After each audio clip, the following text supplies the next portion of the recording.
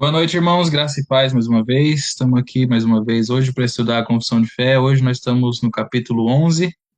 Nós vamos falar hoje sobre a justificação, uma das doutrinas da graça, né? Justificação pela fé, sola fide. Muitos de nós estamos familiarizados já com a história inspiradora, né, do audacioso monge alemão Martinho Lutero, que ele pregando as suas 95 teses na porta da igreja de Wittenberg em 1517. Muitos de nós sabemos que uma dessas grandes preocupações foi a doutrina da justificação pela fé somente, o sola fide, somente a fé. É, Na verdade, esse foi a gota d'água para Lutero, né, o que realmente abriu os olhos dele quando ele leu que a justificação é pela fé, o justo viverá pela fé, né? Martinho Lutero afirmava que a doutrina da justificação somente pela fé é o artigo do qual dependem a prosperidade ou a ruína da igreja. E João Calvino concordava com ele também, e todos os reformadores, os puritanos. E desde dos apóstolos, a gente vê, por exemplo, na carta de Paulo aos Gálatas, a diferença de todas as cartas de Paulo, do tratamento de Paulo com as igrejas, de todas as cartas para a carta de Gálatas. A gente tem problemas na igreja de Corinto, a gente já estudou com o pastor Fábio, problemas inúmeros, né? Pessoal desfazendo do apóstolo Paulo, muita imoralidade nas igrejas, e o apóstolo Paulo até o fim, chamando eles de irmãos, chamando eles ao arrependimento. E na igreja de Gálatas, o assunto é diferente. Paulo já começa, ele nem sauda a igreja direito. No capítulo 1 ali, a gente vê que a saudação dele já é rapidinho aqui, Paulo, apóstolo de Jesus Cristo, e ele já começa falando de quão abismado ele está. Ele fala, eu tô admirado que vocês tão depressa passaram daquele que chamou vocês para outro, que não é outro, senão um falso evangelho, né? Então, essa doutrina, a gente vê toda a história, em toda a Bíblia, é uma das doutrinas centrais, realmente, a doutrina que mostra se nós somos, que difere a verdadeira religião a verdadeira da falsa religião, a verdadeira fé da falsa fé. Essa é uma doutrina central. A gente vê que na igreja das igrejas da Galácia, alguns falsos irmãos, como diz o apóstolo Paulo, se introduziram e colocaram, eles chegaram lá e falaram, tudo bem, Paulo, a gente aceita a doutrina da justificação pela fé, mas por que não a fé mais a circuncisão? Por que não a fé mais a guarda dos dias? Afinal, foi Deus que revelou a circuncisão, então por que não? E Paulo não volta atrás, ele fala, malditos, ainda que um anjo descer do céu e pregar uma coisa dessas para vocês, Jesus, mais alguma coisa, que seja maldito. Então, essa é uma doutrina central, uma doutrina que difere a morte da vida, tá? É, e os reformadores, principalmente, eles tinham opiniões firmes sobre essa doutrina, porque entendiam, com base na Escritura, que nada menos do que o próprio Evangelho está em jogo, quando a justificação é debatida. Mas o que que significa justificação, né? Como é que funciona isso? Vamos começar do começo. Justificação é um termo jurídico, oposto à condenação. Quanto à sua natureza, é o ato judicial de Deus, pelo qual ele perdoa todos os pecados daqueles que creem em Jesus Cristo e os considera, aceita e trata como justos aos olhos da lei, isto é, conforme todas as suas exigências. Além do perdão do pecado, a justificação declara que todas as reivindicações da lei são satisfeitas em relação ao justificado. É o ato de um juiz. Quando uma sentença é expedida por qualquer juiz, há somente duas posições, duas opções possíveis. Ou ele é culpado, ou ele é inocente. Ou ele é justo, ou ele é injusto. Na justificação de pecadores, Deus, como juiz, declara-os inocentes de qualquer pecado ou crime. Alguns exemplos, Números 23, 21, 2 Coríntios 5, 19. A lei não é abrandada ou deixada de lado, nada é arrastado para baixo do tapete, mas é declarada cumprida no sentido mais estrito, ou seja, ela é perfeitamente cumprida. E assim a pessoa justificada é declarada como tendo direito de todas as vantagens e recompensas decorrentes da perfeita obediência à lei. Romanos capítulo 5 fala um pouco disso. Justificação não é o perdão de um homem sem justiça, mas é uma declaração de que ele possui uma justiça que satisfaz perfeitamente e para sempre a lei, isto é, a justiça de Cristo, não é a justiça própria. A maravilha da justificação é que pecadores são achados como inocentes por Deus. Aqueles que são justificados cometeram e cometem diversos pecados, e são mortos por causa disso. E cometem tais pecados contra o próprio juiz, contra o próprio Deus. E apesar disso, a maravilha é que eles são achados inocentes por Deus. Então, começando aqui na confissão, a confissão fala o seguinte: aqueles a quem Deus chama eficazmente, como nós estudamos no último capítulo, ele também os justifica gratuitamente, não por infundir-lhes justiça, mas perdoando-lhes os pecados, considerando-os e aceitando-os como pessoas justas, não por coisa alguma realizada neles ou por eles, mesmo feita, mas unicamente por consideração a Cristo, não por importar-lhes como justiça a fé, o ato de crer ou qualquer obediência evangélica, mas por importar-lhes a obediência ativa de Cristo, a toda a lei e sua obediência passiva, ou seja, na sua morte, como total e única justiça deles, que recebem a Cristo e nele descansam pela fé. E esta fé não atende de si mesmos. A fé é um dom de Deus. Então, algumas referências bíblicas para isso que a confissão falou. Romanos, capítulo 3, verso 24, sendo justificados gratuitamente por sua graça, mediante a redenção que há em Cristo Jesus. Romanos 8:30, e aos que predestinou, a esses também chamou, um versículo que a gente já viu muito, aos que chamou, a esses justificou, e aos que justificou, a esses também glorificou.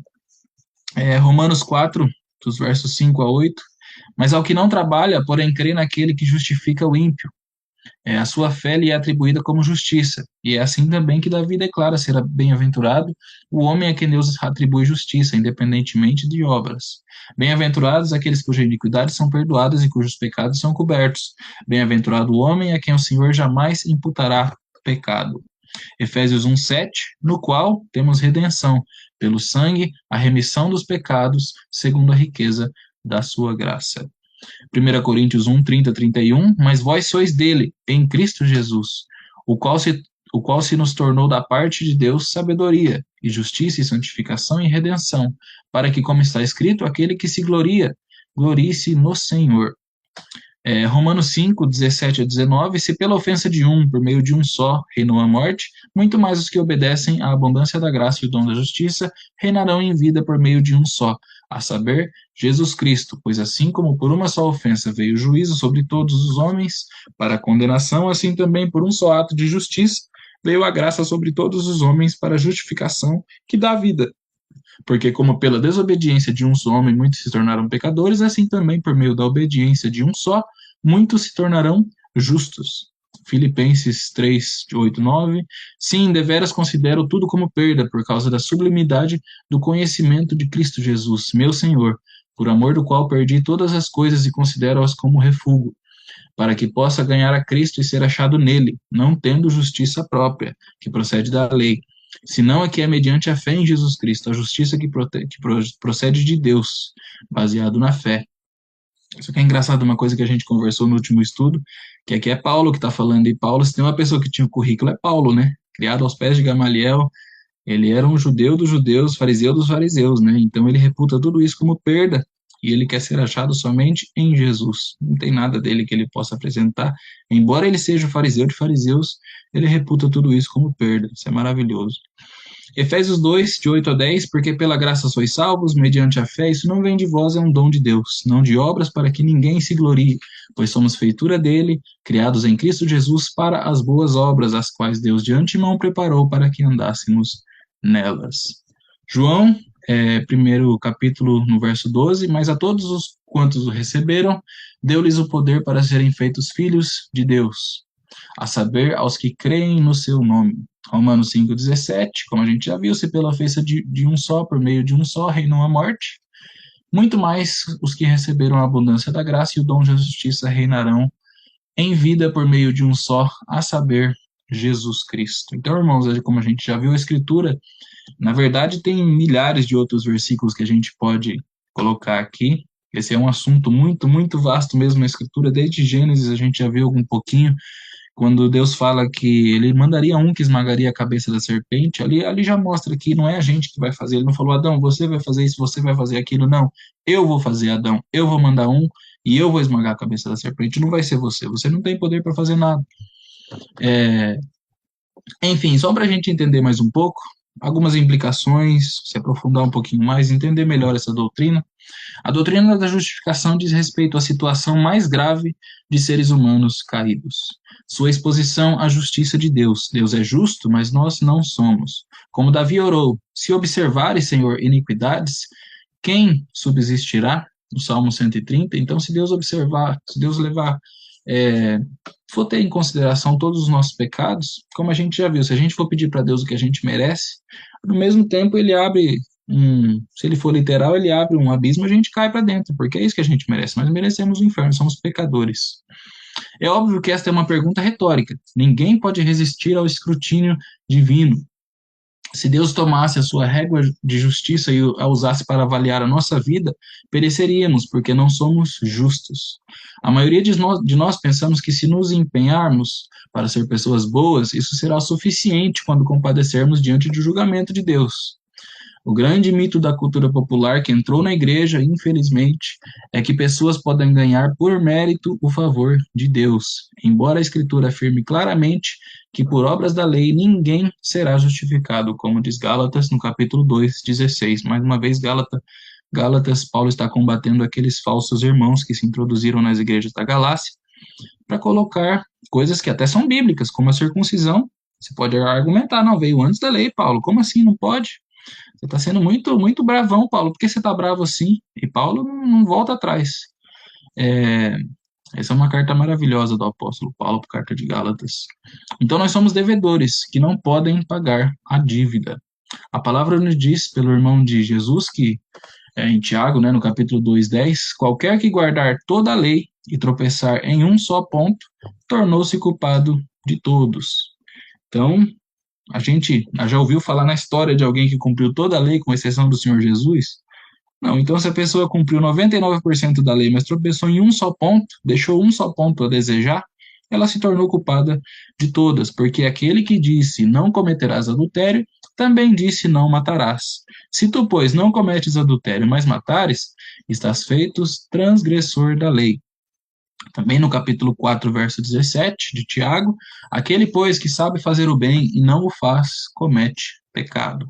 Então, esse é só um pedacinho da régua da justiça exigida por Deus. Também nos diz na epístola de Paulo aos Gálatas que, em Gálatas 3:10, todos aqueles, pois, que são das obras da lei estão debaixo de maldição, porque está escrito: maldito todo aquele que não permanecer em todas as coisas que estão escritas no livro da lei para fazê-las. A conclusão, então, como a gente já viu nos nossos estudos, a gente estudou sobre a depravação total do homem, não há um justo, não há nenhum sequer, não há quem entenda, não há quem busque a Deus, todos se extraviaram e juntamente se fizeram inúteis. É assim que Deus vê o homem, não há quem faça o bem, não há nenhum só, porque todos pecaram e destituídos estão da glória de Deus.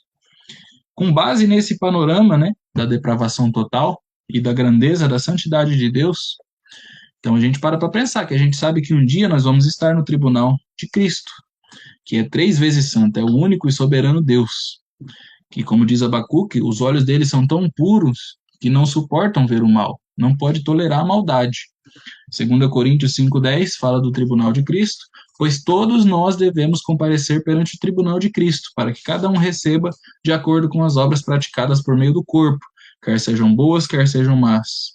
Também temos Salmos 50, verso 3, nosso Deus vem, certamente não ficará calado.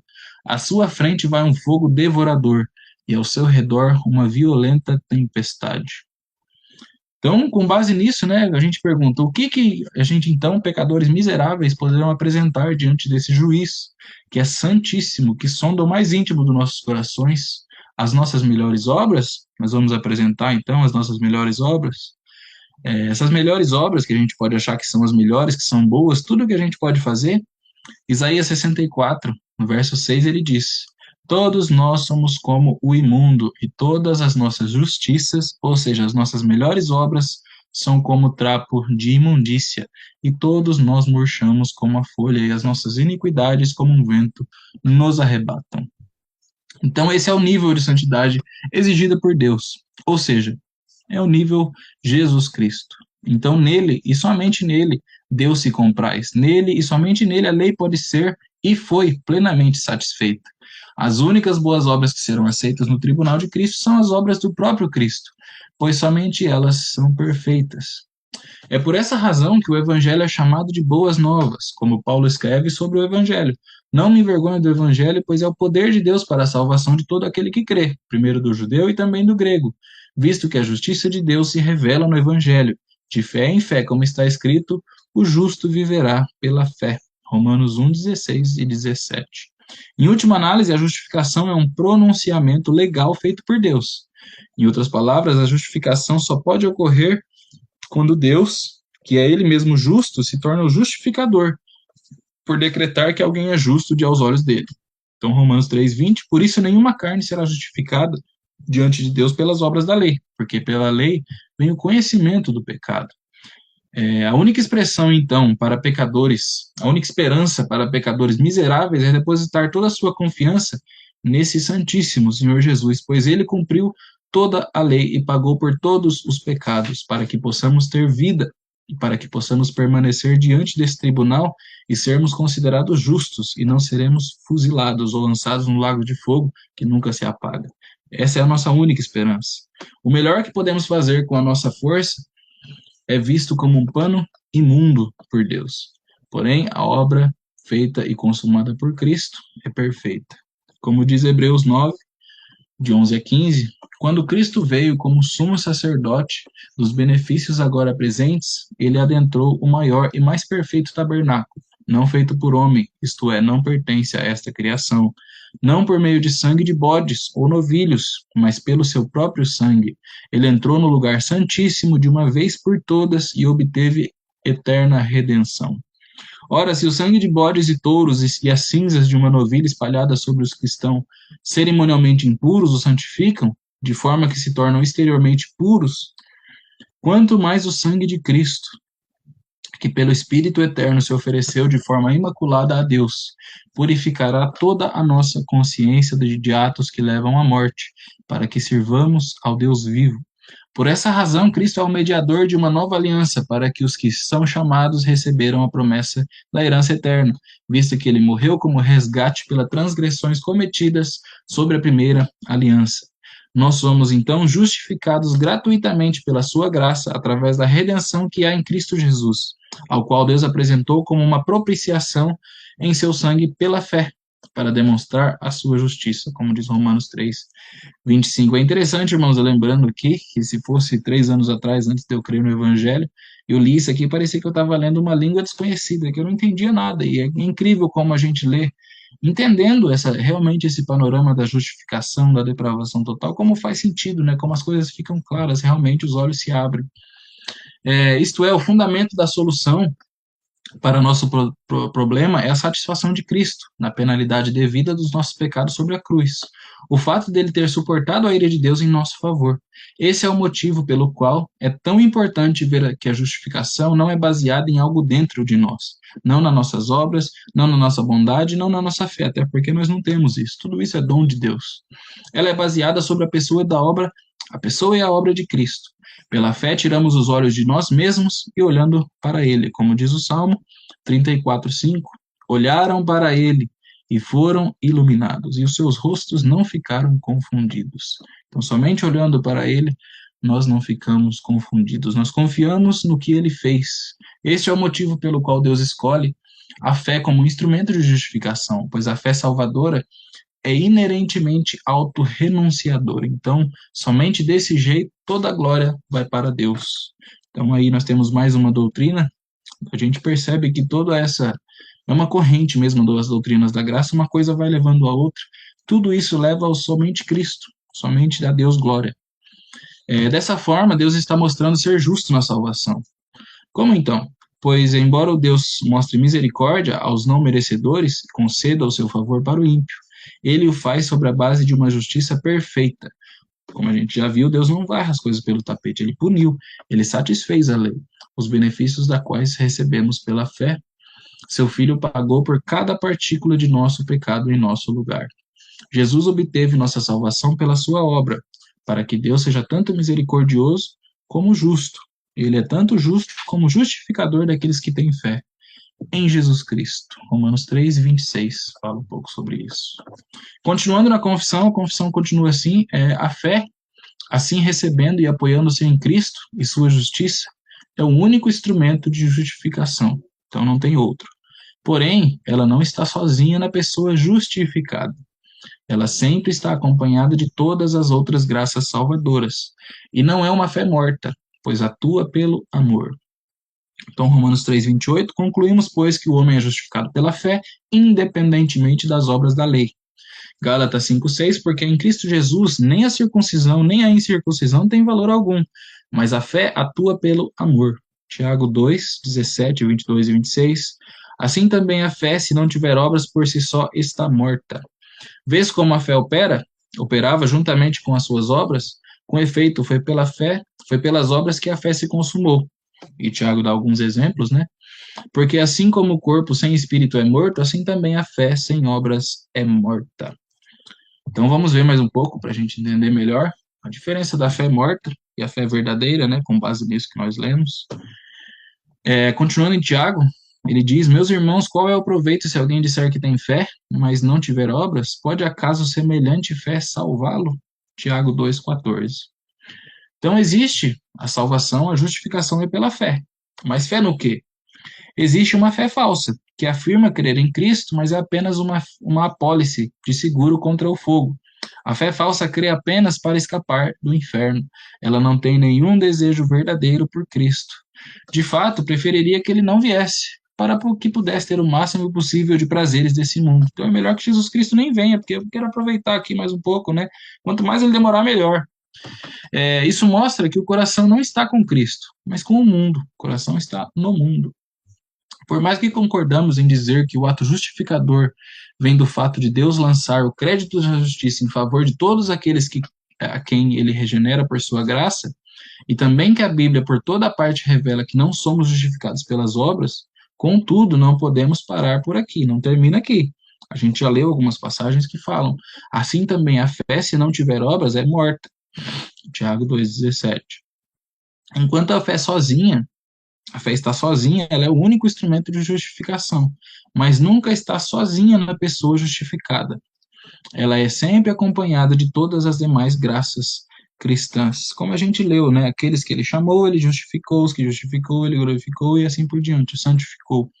Então Deus faz toda essa corrente é Deus quem faz, ele não faz só metade, ele não só chama, ele não só justifica, ele não só santifica, ele não só glorifica, ele faz todas essas coisas em nós pela sua maravilhosa graça. Então, quando Tiago diz: vês como a fé operava juntamente com as suas obras, com efeito, foi pelas obras que a fé se consumou, e também porque assim como o corpo sem espírito é morto e a fé sem obras é morta, ele não está contra-argumentando Paulo, que diz em Romanos 3:28 e por toda a parte das epístolas, das cartas de Paulo, que o homem é justificado pela fé, independentemente das obras, ou seja, sem as obras da lei. Tiago não está contradizendo Paulo nesse aspecto, quando ele diz que a fé sem obras é morta. Tiago está rebatendo, na verdade, os cristãos libertinos, os cristãos mundanos, que queriam viver sem ter lei de Deus como padrão. É isso, é uma coisa simples.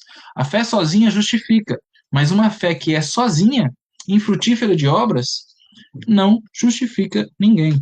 A verdadeira fé produz obras. É impossível que a fé que justifica possa existir sem uma nova natureza.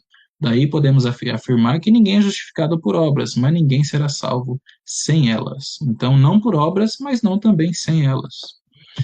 Continuando na confissão, pela sua obediência e morte, Cristo pagou plenamente a dívida de todos os que são justificados, a favor destes, pelo sacrifício de si mesmo, no sangue da sua cruz. Ele deu satisfação adequada, verdadeira e plena à justiça de Deus, quando tomou o lugar deles e recebeu a punição que a eles era devida. O Pai voluntariamente concedeu Cristo e livremente aceitou a obediência de Cristo e o seu cumprimento da lei, em substituição a favor dos que seriam justificados, sem que neles houvesse mérito algum. Portanto, a justificação advém exclusivamente da graça gratuita, que uma redundância, a graça já mostra que é uma coisa gratuita, que é uma coisa que a gente não merece, uma graça. Para tanto a justiça rigorosa como a abundante graça de Deus possam ser glorificadas na justificação de pecadores. Então, Hebreus 10:14, porque como uma única oferta aperfeiçoou para sempre quantos estão santificados, todos quantos estão justificados. santificados. 1 Pedro 1, 18 e 19, sabendo que não foi mediante coisas corruptíveis, como prata e ouro, que fostes regenerados, que fostes resgatados do vosso fútil procedimento que vossos pais legaram, mas pelo precioso sangue, como de cordeiro sem defeito e sem mácula, o sangue de Cristo. Isaías 53, 5 e 6, mas ele foi traspassado pelas nossas transgressões e moído por nossas iniquidades. O castigo que nos traz a paz estava sobre ele, e pelas suas pisaduras fomos sarados. Todos nós andávamos desgarrados como ovelha, cada um se desviava pelo caminho, mas o Senhor fez cair sobre ele a iniquidade de todos nós. Romanos 8:32, aquele que não poupou a seu filho, antes por todos nós o entregou, porventura não nos dará graciosamente com ele todas as coisas? 2 Coríntios 5, 21, aquele que não conheceu o pecado, ele o fez pecado por nós, para que nele fôssemos feitos justiça de Deus. Romanos 3, 26, como a gente já viu, tendo em vista a manifestação da sua justiça no tempo presente, para ele mesmo ser justo e o justificador daquele que tem fé em Jesus. Efésios 1, 6 a 7, para louvor da glória da sua graça, que ele nos concedeu gratuitamente no amado, no qual temos redenção pelo seu sangue, a remissão dos pecados, segundo a riqueza da sua graça. E Efésios 2:7, para mostrar nos séculos vindouros a suprema riqueza da sua graça, em bondade para conosco em Cristo Jesus. Aqui só uma reflexão para a gente, sobre esse grito que Jesus deu na cruz, né, o tetelestai, está consumado. Quando Jesus tomou o vinagre e disse, está consumado, inclinando a cabeça, entregou o Espírito, em João 19:30. Aqui eu vou abrir aspas. Quão terrivelmente essas benditas palavras de Cristo têm sido mal entendidas, mal apropriadas e mal aplicadas. Quantos parecem pensar que sobre a cruz o Senhor realizou uma obra que torna desnecessários os beneficiários dela, que os beneficiários dela vivam vidas santas sobre a terra. Muitos têm sido enganados com o pensamento de que, até onde diz respeito ou se alcançar o céu, não importa como eles andem, desde que eles estejam descansando sobre a obra consumada de Cristo. Eles podem ser infrutíferos, é o que eles pensam, desonestos, desobedientes. Todavia, conquanto que eles repudiem toda a justiça própria e tenham fé em Cristo, eles imaginam que estão eternamente seguros. Ao redor de todos nós há pessoas que são mundanas, amantes do dinheiro, buscadores do prazer, mas que pensam que tudo está bem com elas, pois aceitaram a Cristo como seu salvador pessoal, entre aspas, porque frequentam uma igreja, porque levantaram a mão num culto e acham que aceitaram a Cristo. Em suas vidas não há praticamente nada que os diferencie daqueles que não fazem nenhuma profissão de fé. Nem em sua vida familiar ou social há algo, exceto pretensões vazias, para distingui-los dos outros. O temor de Deus não está sobre eles, os mandamentos de Deus não têm autoridade sobre eles, e a santidade de Deus não os atrai. Como a gente já viu, a pessoa não quer nem que Cristo volte, ela quer, não, é melhor demorar um pouco mais para me aproveitar um pouquinho mais a vida aqui, né? Está consumado, como Jesus gritou. Quão solene é perceber que essas palavras de Cristo devem ter sido usadas para tranquilizar milhares de pessoas com uma falsa paz. Nós temos tido contato próximo com pessoas que não têm nenhuma vida de oração privada, que são egoístas, cobiciosas, desonestas, mas que supõem que um Deus misericordioso fará vista grossa para tais coisas. Deus, não, isso aí tudo bem, deixa quieto, vou fingir que eu não vi. Essas pessoas pensam essas coisas de Deus, desde que eles tenham alguma vez colocado a sua confiança no Senhor Jesus. Então, eles pensam que eles fizeram isso. Que horrível perversão da verdade. Que transformação da graça de Deus em libertinagem, como diz Judas, verso 4. Sim, aqueles que agora vivem as vidas mais egoístas e agradáveis à carne falam sobre sua fé no sangue do Cordeiro e supõem que estão salvos. Como o diabo os tem enganado. Está consumado, né? Essas benditas palavras significam que Cristo satisfez de tal forma o requerimento da santidade de Deus que mais nenhuma santidade tem qualquer reivindicação real e premente sobre nós. Deus não o permita pensarmos tal. Até mesmo para o redimido, Deus diz, sede santos, assim como eu sou santo. 1 Pedro 1,6. Cristo magnificou a lei e a fez honrosa, como diz Isaías 42:21. Para que pudéssemos ficar sem lei, ele cumpriu toda a justiça, como diz Mateus 3,15, para comprar para nós uma isenção de amar a Deus com todo o nosso coração e servi-lo com todas as nossas faculdades? Cristo morreu para assegurar uma divina indulgência para que possamos viver e agradar a nós mesmos? Será que ele fez isso só para Cristo fez tudo isso só para a gente continuar do jeito que a gente já estava, né? Muitos perecem pensar assim. Não, o Senhor Jesus deixou ao seu povo um exemplo para que pudessem seguir os seus passos, não ignorar, né? Como Paulo disse, sede meus imitadores, como eu sou de Cristo. Está consumado. O que que está consumado, então, né? A necessidade dos pecadores se arrependerem, será que é isso que está consumado? Certamente não. A necessidade de se voltar dos ídolos para Deus? Claro que não. A necessidade de mortificar os membros que estão sobre a terra? Claramente não. A necessidade de ser santificado completamente no espírito, na alma e no corpo? É óbvio que não. Cristo não morreu para fazer a minha tristeza, o meu ódio, o meu empenho contra o pecado desnecessários. Cristo não morreu para me absorver de todas as minhas responsabilidades diante de Deus. Cristo não morreu para que eu pudesse continuar retendo a amizade e a comunhão do mundo. Quão extremamente estranho é que alguém possa pensar que ele tenha feito isso. Todavia, as ações de muitos mostram que esta é a sua ideia. Está consumado. O que está consumado, então? Os tipos sacrificiais foram consumados. As profecias de seus sofrimentos foram cumpridas. A obra dada a ele pelo Pai foi perfeitamente realizada. Um fundamento certo foi posto, no qual Deus justo pode perdoar o mais vil transgressor da lei, que jogou as armas de sua guerra contra ele.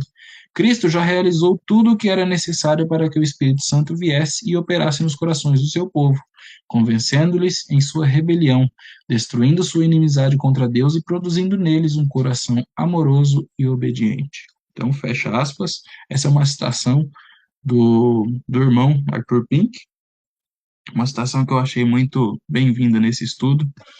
E diz, é muito claro, né? Fala por si só, não tem muito o que acrescentar.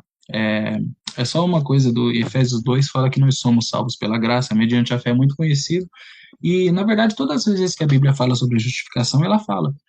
Nesse caso, em Efésios 2, fala que nós somos, tudo isso aconteceu, que nós somos criados nele para as boas obras. Então, esse é o objetivo. As boas obras, elas são uma consequência, mas elas não são a causa. Então, nós não somos salvos pelas obras, mas nós somos salvos para as boas obras. Então, é uma confusão que a pessoa faz de causa e efeito. Desde toda a eternidade, continuando na confissão, Deus decretou justificar todos os eleitos. Vindo à plenitude do tempo, Cristo morreu pelos pecados e ressuscitou para a justificação deles. Entretanto, os eleitos não são justificados individualmente enquanto o Espírito Santo não lhes aplica, em tempo oportuno, a pessoa de Cristo e os benefícios da sua obra. Então, tudo isso só é aplicado na pessoa no tempo oportuno, que a Bíblia fala que a gente realmente crê e o Espírito Santo começa a sua obra em nós. Então, Gálatas 3:8, ora, tendo a Escritura previsto que Deus justificaria pela fé os gentios, pré-anunciou o Evangelho a Abraão, quando disse, em ti serão abençoados todos os povos. 1 Pedro 1:2, eleitos segundo a presciência de Deus Pai, em santificação do Espírito, para a obediência e a aspersão do sangue de Jesus Cristo. Graça e paz vos sejam multiplicadas. 1 Timóteo 2:6, falando de Cristo, o qual deu a si mesmo em resgate por todos, testemunho que se deve prestar em tempos oportunos. Romanos 4:25, o qual foi entregue por causa das nossas transgressões e ressuscitou por causa da nossa justificação. Colossenses 1:21 e 22, e a vós outros também, que outrora erais estranhos e inimigos do entendimento pelas vossas obras malignas, agora, porém, vos reconciliou no corpo da sua carne, mediante a sua morte, para o quê? Para apresentar-vos perante a ele santos, inculpáveis e irrepreensíveis. Tito 3, versos 4 a 7. Quando, porém, se manifestar a benignidade de Deus, nosso Salvador, e o seu amor para com os homens, não por obras de justiça praticadas por nós, mas segundo a sua misericórdia, ele nos salvou, mediante o lavar regenerador e renovador do Espírito Santo, que ele derramou sobre nós ricamente, por meio de Jesus Cristo, nosso Salvador, a fim de que, justificados por graça, nos tornemos herdeiros segundo a esperança da vida eterna. Continuando na confissão, Deus continua a perdoar os pecados daqueles que são justificados, embora jamais possa decair do estado de justificação. Eles, no entanto, podem incorrer no desagrado paternal de Deus, por causa dos seus pecados, e nesse estado eles geralmente não podem desfrutar da luz da presença de Deus, até que se humilhem, confessem o seu pecado, peçam perdão e renovem a sua fé no arrependimento.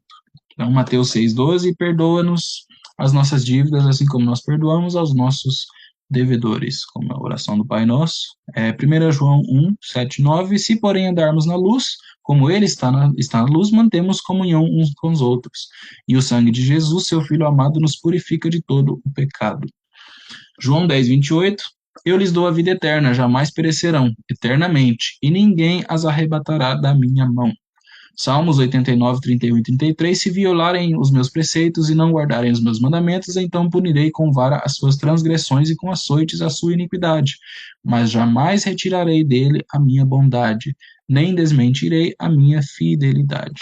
Salmos 32, 5, confessei-te o meu pecado e a minha iniquidade, não mais ocultei. Disse, confessarei ao Senhor as minhas transgressões, e tu perdoastes a iniquidade do meu pecado. Salmo 51 é o salmo de Davi, né? Do pecado, é um pouco longo. Eu vou passar, mas é um salmo muito conhecido. Depois os irmãos podem ler com calma. Então Pedro lembrou, como diz Mateus 26, 75. Então Pedro se lembrou da palavra que Jesus lhe dissera: antes que o galo cante, tu me negarás 3 vezes. E saindo dali, chorou amargamente. Interessante, eu não sei se é esse salmo, eu não lembro. Mas tem uma parte aqui um salmo de Davi, depois do pecado dele, que ele pede para Deus devolver a alegria da salvação. Então, Davi nunca perdeu a salvação com o pecado que ele cometeu. Ele já era um homem segundo o coração de Deus antes dele cometer os pecados que ele cometeu. Mas quando ele cometeu, ele perdeu a alegria da salvação. Ou seja, a culpa tomou conta dele e ele perdeu essa alegria da salvação e ele pede para Deus devolver essa alegria. Então é uma coisa interessante, a gente vai ver um pouco mais sobre isso, sobre a esperança e o conforto no arrependimento. E será aquele varão como um esconderijo contra o vento e um refúgio contra a tempestade, como ribeiros de água em lugares secos e como a sombra de uma grande rocha em terra sedenta, como diz Isaías 32, 2, sobre o nosso amado, sobre o Senhor Jesus. Romanos 5, 1, 2, tendo sido, pois, justificados pela fé, temos paz com Deus, por nosso Senhor Jesus Cristo, pelo qual também temos entrada pela fé a esta graça, no qual estamos firmes e nos gloriamos na esperança da glória de Deus. Então, como vimos nos nossos estudos, é um fato bíblico que o crente, infelizmente, peca, como diz Provérbios 29, Eclesiastes 7:10, pois ele é fraco pela carne, como diz João 3:6, o que é nascido da carne é carne, o que é nascido do espírito é espírito. Tanto a realidade da presença do pecado na vida do crente, quanto a nova natureza é vista claramente na doutrina da santificação, que envolve a correção de Deus. Hebreus 12 fala um pouco disso, versos 5 a 13. Se não houvesse pecado na vida do crente, nunca haveria a correção. Se alguém que acha que é crente não conhece a mão pesada de Deus que corrige os seus filhos, levando-os para serem participantes da sua santidade, como diz Hebreus 12:10, esse tal não tem razão nenhuma para se achar salvo, deve questionar e reexaminar essa salvação. Mesmo que haja capacidade de pecar, o crente é responsável por não pecar, como diz 1 Pedro 1,15, sede vós também santos em toda a vossa maneira de viver. 1 João 2,1, estas coisas vos escrevo para que não pequeis. A possibilidade de pecar nunca é razão de desculpar a ação do pecado, mas uma forte razão para vigiarmos, como diz Mateus 26:41, para que não entramos em tentação.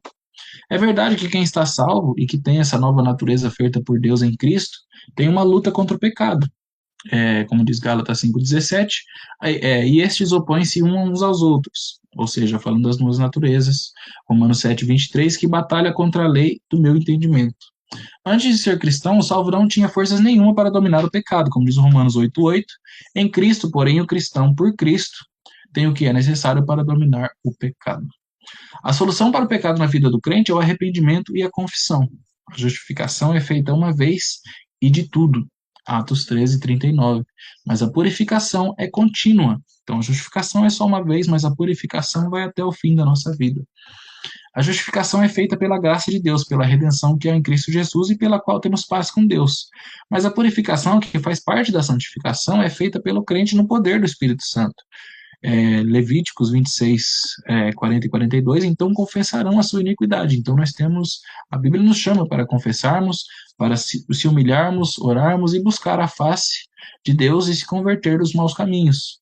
1 João também diz que se confessarmos os nossos pecados, então nós temos um advogado para com Deus que é bondoso para nos perdoar por causa de Cristo.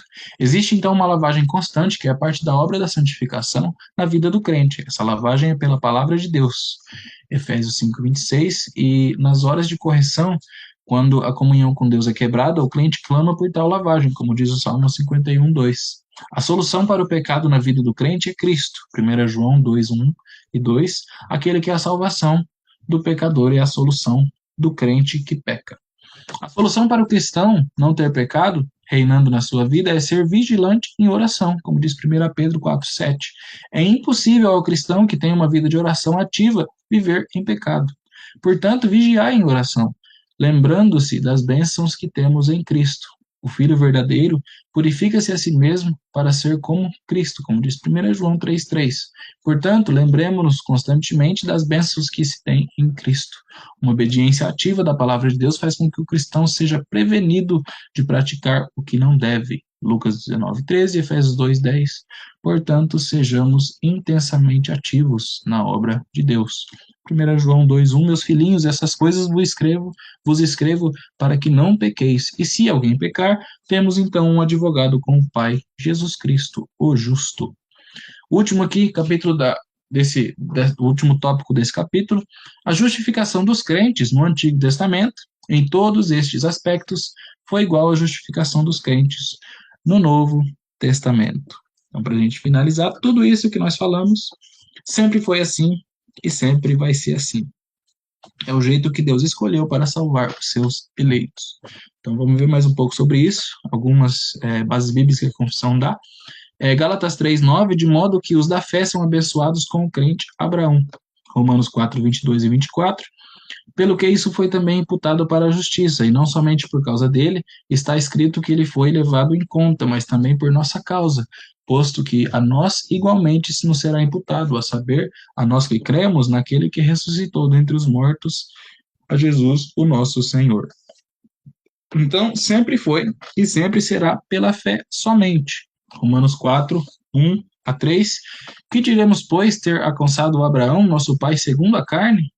Porque se Abraão foi justificado pelas obras, então ele tem do que se gloriar, mas não diante de Deus. Então ele poderia chegar a Deus, ó Deus, eu fiz aqui minha obra, agora você dá a minha parte aqui, chegar lá e cobrar a Deus. Mas com Deus ninguém faz isso. Então é óbvio porque aqui Paulo conclui, como diz a Escritura, creu Abraão em Deus e isso lhe foi imputado como justiça. Então não foi nada que ele fez. Essa crença dele é um dom de Deus, como a gente vê em Efésios, no capítulo 2. Então nós temos também em Hebreus, capítulo 11, a conhecida galeria dos heróis da fé, que deixa claro que todos os personagens do Antigo Testamento, se foram salvos, foi pela fé. Porém, temos também alguns exemplos no Antigo Testamento.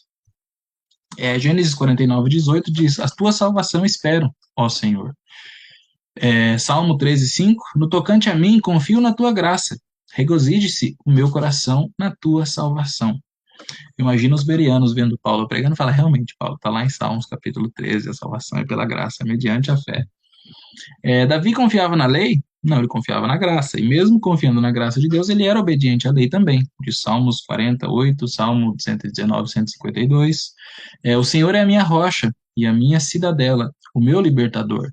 O meu Deus, o meu rochedo, em que me refugio, o meu escudo, a força da minha salvação, o meu baluarte. Como diz Salmo 18, 2. Vive o Senhor, e bendita seja a minha rocha. Exultado seja o Deus da minha salvação. Salmos 18, 46. E minha alma se regozijará no Senhor, e se deleitará na sua salvação. Salmos 35, 9. Vem do Senhor a salvação dos justos, ele é a sua fortaleza no dia da tribulação. Salmos 37, 39. Aqui tem mais uma lista de versículos, e também não se limita a isso, nós temos exemplos infindáveis que todos os homens do Antigo Testamento foram salvos pela fé no Cristo que viria, assim como nós somos salvos no Cristo, crendo no Cristo que veio. Então eles criam olhando para frente, nós cremos olhando para trás, porque o Senhor Jesus já veio. Sempre foi pela graça, mediante a fé em Cristo. Cristo é o centro de todas as coisas. É somente nele nós devemos olhar só para ele. Nós olhamos para ele e somos iluminados, e só assim nós não seremos confundidos. Então, esse é o nosso estudo, com foco nessas coisas, as doutrinas da graça, somente Cristo e somente glória sempre a Deus. Nós somos salvos pela fé, e esse é o objetivo. Esse foi o nosso estudo. Com a graça de Deus, eu vejo os irmãos no próximo estudo. Deus abençoe a todos.